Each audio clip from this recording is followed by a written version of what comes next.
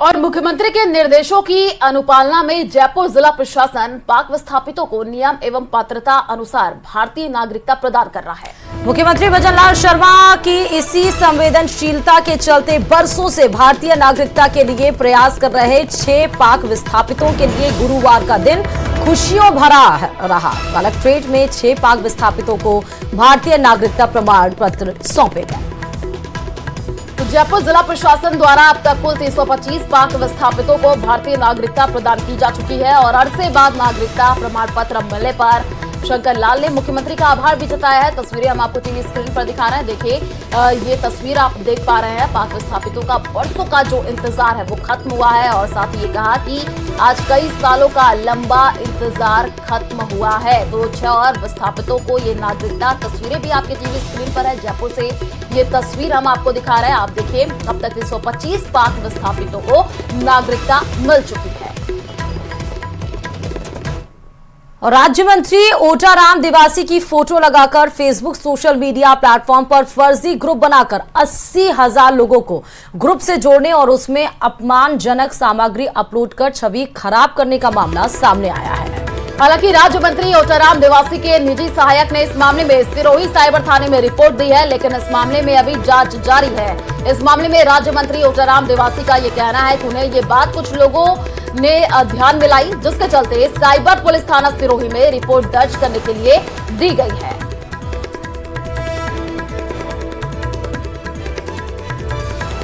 और बड़ी जानकारी आपको दे दें, नीट यूजी 2024 परीक्षा मामले में आज सुप्रीम कोर्ट में सुनवाई होगी। एनटीए ने सुप्रीम कोर्ट में ट्रांसफर याचिका दाखिल की हुई है।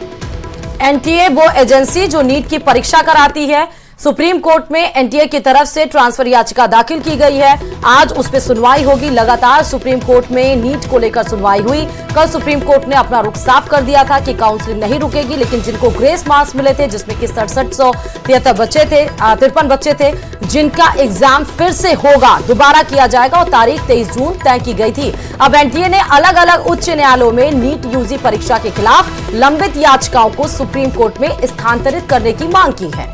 आपको बता दें कि एनटीए ने याचिका में यह कहा कि देश के 7 हाई कोर्ट में नीट यूजी परीक्षा के खिलाफ याचिकाएं दाखिल की है और ऐसे में अगर अलग अलग सुनवाई होती है तो आदेशों की वजह से छात्रों के बीच जो है वो भ्रम बढ़ेगा। इसलिए हाई कोर्ट में लंबित याचिकाओं को सुप्रीम कोर्ट में ट्रांसफर किया जाए। और ये बड़ी खबर भी नीट से जुड़ी हुई ही है, क्योंकि नीट मामले में बिहार पुलिस का एनटीए पर आरोप है। पेपर लीक मामले में जांच में सहयोग न करने का आरोप लगाया गया है। तो देखिए, बिहार पुलिस की ईओयू जो है वो मामले की जांच कर रही है। पटना के शास्त्री नगर में दर्ज हुई पेपर लीक की एफआईआर और ईओयू का एनटीए पर पूरी जानकारी नहीं देने का आरोप है। तो ये बड़ी जानकारी आपको दे रहे हैं। आपको बता दें कि नीट मामले में बिहार पुलिस का ये आरोप है और जो है ये अपडेट निकल करके सामने आ रही है कि ईओयू का एनटीए पर पूरी जानकारी नहीं देने का आरोप है। बता दें कि बिहार पुलिस ने साफ तौर पर कहा है कि पेपर लीक मामले में एनटीए सहयोग नहीं कर रहा है। ये आरोप और ये बड़ा आरोप लगाया गया है, क्योंकि जब तमाम याचिकाएं, जब बवाल मचा नीट परीक्षार्थियों के द्वारा, तब भी एनटीए ने कोई रुख साफ नहीं किया था। जब पहली सुनवाई सुप्रीम कोर्ट में हुई तब सुप्रीम कोर्ट ने जवाब दाखिल करने के लिए एनटीए को बोला और अब बिहार पुलिस की ईओ भी कह रहे हैं कि एनटीए इस नीट की जो पेपर लीक मसला है उसमें अब सहयोग नहीं कर रहा है।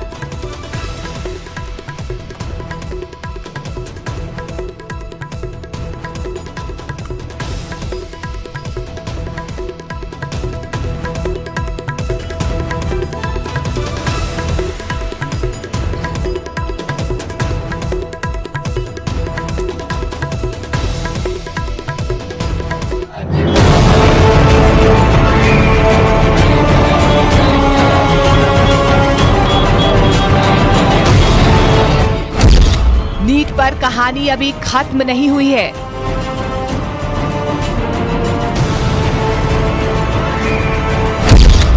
नीट पर लड़ाई अभी खत्म नहीं हुई है।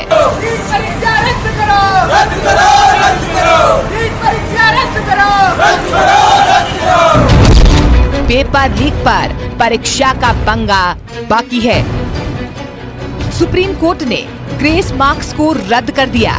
नीट यूजी 2024 की परीक्षा में जिन 1563 छात्रों को कम समय के एवज में ग्रेस मार्क्स दिए गए थे, उनके लिए दोबारा एग्जाम देने का ऑप्शन दे दिया गया और सुप्रीम कोर्ट के आदेश का पालन करते हुए एनटीए ने इस बाबत नोटिस भी जारी कर दिया है। नोटिस के मुताबिक 5 मई 2024 को जिन छात्रों को लेट से OMR शीट मिली थी और जिसके एवज में उन्हें ग्रेस मार्क्स दिए गए, उन 1563 छात्रों को 23 जून 2024 को परीक्षा देने का मौका दिया गया है। लेकिन बात यहीं खत्म नहीं होती, क्योंकि सवाल अभी भी हैं। आरोप परीक्षा की प्रक्रिया में गड़बड़ी करने, पेपर लीक करने और तो और नतीजों से छेड़छाड़ करने तक का है। एनटीए सरकार के इस पर अपने दावे हैं, लेकिन ये सवाल अब भी बरकरार हैं। और ऐसे ही एक मामले की जांच बिहार में चल रही है। दरअसल बिहार में इकोनॉमिक्स ऑफिस यूनिट यानी कि EOU एक मामले की जांच कर रही है। बिहार में व्हाट्सएप पर नीट का पेपर वायरल होने का आरोप है। आरोप ये भी है कि परीक्षा शुरू होने से पहले छात्रों को उत्तर मुहैया करवाया गया था। पटना के शास्त्री नगर थाने में पेपर लीक होने की FIR दर्ज कर दी गई थी। 17 मई को कथित पेपर लीक का ये मामला EOU के पास पहुंचा। दावा है कि शुरुआती जांच में पाया गया है कि बिहार में ये पेपर लीक नहीं हुआ, बल्कि हरियाणा और राजस्थान के पास किसी जगह से लीक होने के बाद बिहार के सेंटर्स के पास व्हाट्सएप के जरिए पहुंचा था। और दावा ये भी है कि कुछ चुनिंदा लोगों तक नीट के पेपर को व्हाट्सएप के जरिए पहुंचाया गया, जो बाद में वायरल हो गया। पटना के EOU का दावा है कि उन्होंने इस बारे में एनटीए को नोटिस जारी किए। 3 बार नोटिस जारी करके एनटीए से अहम तथ्यों पर जानकारी मांगी। दावा है कि एनटीए ने बुधवार की रात EOU को ईमेल पर नोटिस का जवाब दिया। पटना EOU के मुताबिक एनटीए ने जो जानकारी भेजी है वो आधी अधूरी है। दावा किया गया है कि सिर्फ कुछ छात्रों की ही जानकारी एनटीए ने भेजी है। EOU के मुताबिक एनटीए ने कई मूलभूत सवालों के जवाब नहीं दिए हैं। दावा है कि एनटीए ने ऐसे सवालों को नजरअंदाज कर दिया जिससे जांच में मदद मिल सके।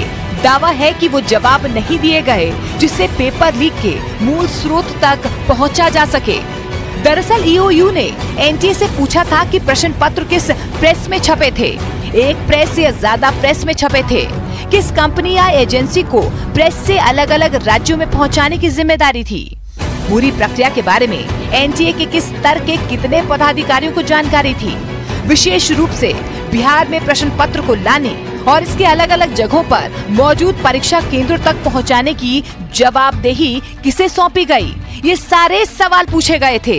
हालांकि नीट मामले में सियासी किरदार भी कूद पड़े हैं। कांग्रेस जांच पर सवाल खड़े कर रही है और सरकार गड़बड़ी पाए जाने पर दोषियों के खिलाफ सख्त कार्रवाई की बात कर रही है। जिस एनटीए के नेतृत्व में ये पूरे का पूरा स्कैम हुआ, पेपर लीक हुआ, आप उसी को बोल रहे हो कि आप इंक्वायरी करें, तो ये किस प्रकार का ठोस कदम हुआ? सारे विषय पारदर्शिता, वो जिस तरीके का पारदर्शिता होनी चाहिए उस विषय को सामने लाएंगे।